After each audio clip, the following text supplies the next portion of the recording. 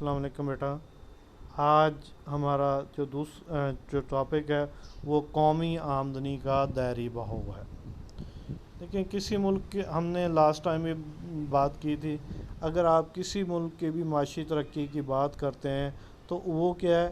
Real G D P یعنی خام ملک کی پیداوار پر منحصر ہوتی ہے۔ جتنی خام ملک کی پیداوار زیادہ ہوگی اتنا ہی کیا ملک میں جناب صاحب کیا ہوگا؟ معاشی خوشحالی ہوگی۔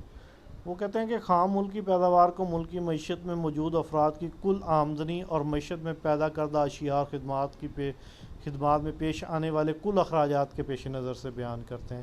یعنی ہم نے جو ہماری ریئل جی ڈی پی ہے کہ جو ہم نے ایک سال کے دوران جتنی بھی اپنے ملک کی جغرافیائی حدود میں جتنی اشیاء اور خدمات پیدا کی ہیں ان کی جو بازاری مالیت ہے ان کو کیا ہم کل اخراجات کے پیش نظر بیان کرتے ہیں۔ تو وہ کہتے ہیں کہ ان دونوں صورتوں میں کسی بھی صورت میں اگر خام ملک کی پیداوار کی وضاحت کی جائے تو ملک کی معیشت کی کارکردگی کا اندازہ بخوبی لگایا جا سکتا ہے۔ وہ کہتے ہیں خام ملک کی پیداوار کو کس طرح کل آمدنی اور کل اخراجات میں بیان کیا جا سکتا ہے، اس کا جواب قومی آمدنی کے دائرۂ بہو سے بآسانی دیا جا سکتا ہے۔ تو وہ کہتے ہیں کسی بھی ملک کی معیشت کو دو حصوں میں تقسیم کرتے ہیں، ایک حصہ کاروباری جبکہ دوسرا گھرانوں پر مشتمل ہے۔ گھرانوں کی طرف سے کاروباری اداروں کو مختلف عاملین پیدائش، یعنی جہاں ہمارے پاس جو چار عاملین پیدائش ہیں، زمین، محنت، سرمایہ، تنظیم، وہ کیا ہے؟ خدمت کی صورت میں خدمات پہنچاتے ہیں۔ اور عاملین پیدائش کیا کرتے ہیں؟ ان کے بدلے میں عاملین پیدائش کے معاوضہ جات، لگان ہے، اجرت ہے اور سود کی صورت میں ان کو منافع ادا کرتے ہیں۔ اس طرح کیا ہوتا ہے؟ تمام عاملین پیدائش کے معاوضہ جات کو باہم جمع کر لیا جائے تو خام ملک کی پیداوار بصورت کل آمدنی معلوم ہو جائے۔ تو بیٹا اس میں ہمارے پاس کیا ہے کہ اگر ہم کاروباری ادارے عاملین پیدائش کی مدد سے پیدا کردہ اشیاء کو فروخت کرنے کے لیے منڈی میں پیش کرتے ہیں، عوام اپنی ضروریات کے مطابق کیا ہوتا ہے؟ منڈی میں موجود اشیاء اور خدمات خریدتے ہیں اور ان کے عوض کیا ہوتا ہے؟ قیمت ادا کرتے ہیں، اور یہی قیمت انہی کاروباری اداروں کو دوبارہ پہنچ جاتی ہے۔ اور اس طرح اگر اشیاء اور خدمات پر کیا جانے والا عوامی خرچ باہم جمع کر لیا جائے تو خام ملک کی پیداوار معلوم ہو جاتی ہے۔ اس کو بیٹا دیکھیں، انہوں نے ایک ڈائیگرام میں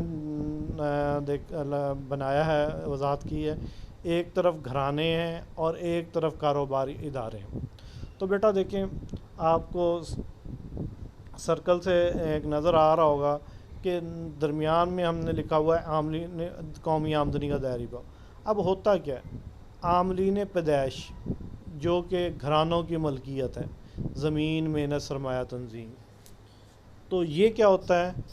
ان کو ہم اب ہوتا ہی ہے کہ محنت کرنے والا ہے لیکن اس کے پاس پیسے نہیں ہیں، یا وہ کام تو کرنا چاہتا ہے لیکن پیسے نہیں ہیں، دوسرا کوئی کام کرنے کے لیے اسے سرمایہ نہیں ہے، مشینری نہیں ہوگا، تو وہ کیا کرتا ہے؟ اپنی خدمات کو ان اداروں کو جو وہ کام کرتی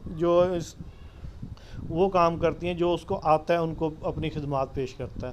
تو اس طرح کیا ہوتا ہے؟ گھرانے عاملین پیدائش، زمین، محنت، سرمایہ، تنظیم کو کاروباری اداروں کو باہم پہنچاتے ہیں، خدمات مہیا کرتے ہیں اپنی۔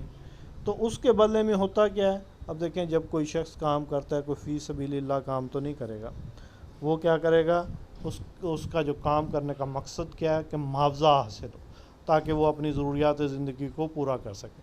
تو اب جس طرح ہی ایک ہاتھ سے گھرانے اپنی کیا کرتے ہیں؟ عاملین پیدائش، زمین میں سرمایہ، تنظیم، کاروباری اداروں کو دیتے ہیں، تو دوسری ہینڈ سے، یعنی آپ اوپر والی لائن دیکھیں، یعنی کاروباری اداروں کے، تو وہ کیا کرتے ہیں؟ کاروباری ادارے عاملین پیدائش کے معاوضہ جات، لگان، اجرت، سود اور محنت کی منافع کی صورت میں گھرانوں کو واپس کر دیتے ہیں۔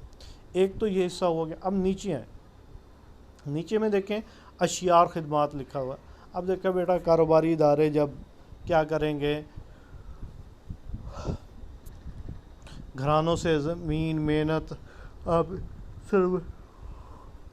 سرمایہ اور تنظیم لیں گے تو اس کے بدلے میں وہ کیا کریں گے؟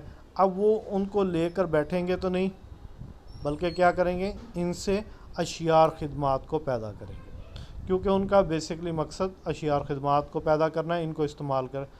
اب دیکھیں ایک فیکٹری والے ہیں، اب وہ ساری کی ساری چیزیں خود تو نہیں استعمال کر سکتے، تو وہ کیا کرتے ہیں، ان چیزوں کو آگے مارکیٹ میں یعنی گھرانوں کو سیل کر دیتے ہیں، مہیا کرتے ہیں، اور اس صورت میں کیا ہوتا ہے، گھرانے جو ہیں بازاروں میں مارکیٹوں میں جا کر یا آن لائن اشیاء اور خدمات کو خریدتے ہیں، اور اس کے بدلے میں اشیاء اور خدمات کی قیمت کاروباری اداروں کو دیتے ہیں۔ تو اس طرح بیٹا یہ ایک سرکل چلتا ہے، ایک ہاتھ سے دوسرے ہاتھ میں قومی آمدنی کا۔ تو اسی اگر یہ سرکل چلتا رہے گا تو ہمارے ہاں آمدنی میں اضافہ ہوتا رہے گا۔ تو وہ کہتے ہیں کہ مندرجہ بالا ڈایاگرام سے ظاہر ہے کہ قومی آمدنی کے بہاؤ کو دائری بہاؤ اس لیے جاتا ہے کہ جتنی رقوم کاروباری ادارے کی طرف سے آمدنیوں کے طور پر گھرانوں میں ادا کی جاتی ہیں، انہی رقوم کو کیا ہوتا ہے کہ لوگ خرچ کرتے ہیں اور دوبارہ یہ رقم کاروباری اداروں کے پاس آ جاتے ہیں۔ تو اس طرح اگر دیکھیں مثال کے طور پر کارخانے دار نے چیز پیدا کی، اگر سیل نہیں ہوتی تو کیا ہوگا، آپ کی آمدنی نہیں ہوگی۔ اسی طرح آمدنی نے تو کارخانے دار دوبارہ چیز نہیں پیدا کریں گے، جس کی وجہ سے عاملین پیدائش کو معاوضہ جات وصول نہیں ہوں گے، اور اسی طرح اگر عاملین پیدائش کو معاوضہ جات وصول نہیں ہوتے تو کیا ہوگا، وہ اشیاء اور خدمات نہیں خریدیں گے، جس سے کاروباری اداروں کو رقوم حاصل نہیں ہوں گے۔ تو اس طرح یہ ایک سرکل کی صورت میں ہماری آمدنی گھومتی رہتی ہے۔ تو جس طرح جب تک یہ سرکل کنٹینیوس رہتا ہے، اس سے کیا ہوتا ہے، آپ کی آمدنی میں اضافہ ہوتا رہتا ہے۔